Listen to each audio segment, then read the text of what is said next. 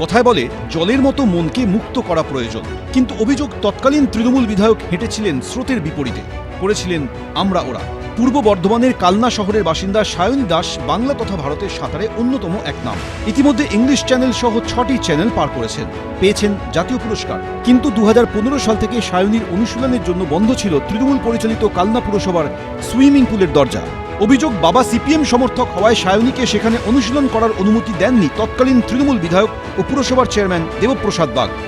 বিশ্বের 7 সমুদ্রের মধ্যে 6 সমুদ্র ইতিমধ্যেই পার করেছে সাঁতারু সায়নী দাস, কিন্তু দীর্ঘ বছর ধরে তার কালনা শহরে যে সুইমিং পুল রয়েছে সেখানেই তিনি সাঁতার কাটতে পারেনি। তার পরিবার এবং তার অভিযোগ রাজনৈতিক কারণে আমাকে আটকানো হয়েছিল। তখনকার গভর্নমেন্ট মানে প্রিভিয়াস যে গভর্নমেন্ট ছিল হ্যাঁ, তারা এখানে এমএলএ এবং পৌরসভা, এটা পৌরসভার আন্ডারে ছিল, এখনো মনে হয় আছে, আমি ঠিক জানি না। তো তারা এটাকে বন্ধ করা এবং আমার সুইমিং কেরিয়ার যাতে বন্ধ হয় সেটার জন্য ভীষণ চেষ্টা করেছে। সায়নীর বাবা প্রাথমিক বিদ্যালয়ের শিক্ষক। তার অভিযোগ, তিনি বামপন্থী বলেই তৎকালীন তৃণমূল বিধায়ক সায়নীকে সুইমিং পুলে ঢুকতে দিতেন না। সায়নীকে কালনা সুইমিং পুলে তাকে প্র্যাকটিস করতে বারণ ছিল, কারণ এখানে তাকে ঢুকতে দেওয়া হয়নি।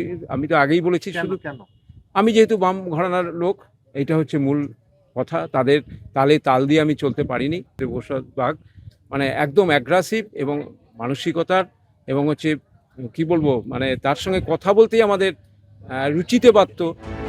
রাজ্যে রাজনৈতিক পালাবদলের পর বদলেছে পরিস্থিতি। বৃহস্পতিবার সকালে বিজেপি বিধায়ক দেখা করেন সায়নীর পরিবারের সঙ্গে এবং খুলে দেন সুইমিং পুলের গেট। যে এই ধরনের কোনো একটা অ্যাক্টিভিটি আমাদের পার্টি বা আমাদের গভর্নমেন্ট করবে, এভরিবডি ইজ ওয়েলকাম। আমি ওনাকে বললাম, ওনাকে রিকোয়েস্ট করলাম, আজকে থেকে আপনি আবার শুরু করুন এটা ইউজ করা, যাতে আপনাকে দেখেও লোকে ইন্সপায়ার হয়, বাচ্চারা যাতে আরও ইন্সপায়ার হয় ওনাকে দেখে, আর যাতে আমরা এখান থেকে ভালো ভালো ট্যালেন্ট আমরা ন্যাশনাল লেভেলে, ইন্টারন্যাশনাল লেভেলে আরও নিয়ে যেতে পারি। এই ধরনের ডিস্টিংশন, এই ধরনের আনফর্চুনেট ইনসিডেন্ট অ্যাটলিস্ট আমাদের গভর্নমেন্টে হবে না। Everybody is welcome. ত্রাণ দুর্নীতির অভিযোগে বর্তমানে জেলবন্দি দেবপ্রসাদ বাগ। ঘটনার কথা স্বীকার করে নিয়েছেন তৃণমূল পরিচালিত পুরসভার ভাইস চেয়ারম্যান। একটা রাজনৈতিক সমস্যা হয়েছিল। রাজনৈতিক সমস্যা বলতে সায়নীর বাবা, তখন তো সায়নী তো এই জায়গায় আসেনি, সেই সময় ও ইংলিশ চ্যানেলও যায়নি, আর সায়নীর বাবা একটুখানি বাম মানসিকতা সম্পন্ন, সেই কারণেই ওই সায়নীকে অলিখিতভাবেই নিষেধ করে দিয়েছিল যে পৌরসভায় এই সুইমিংগুলো যাতে না আসে। সায়নী দাস জানিয়েছেন, আর কয়েকদিন পরই এই সুইমিং পুলে অনুশীলন শুরু করবেন তিনি। রানা দাস, এবিপি আনন্দ, পূর্ব বর্ধমান। এবিপি আনন্দ, এগিয়ে থাকে, এগিয়ে রাখে।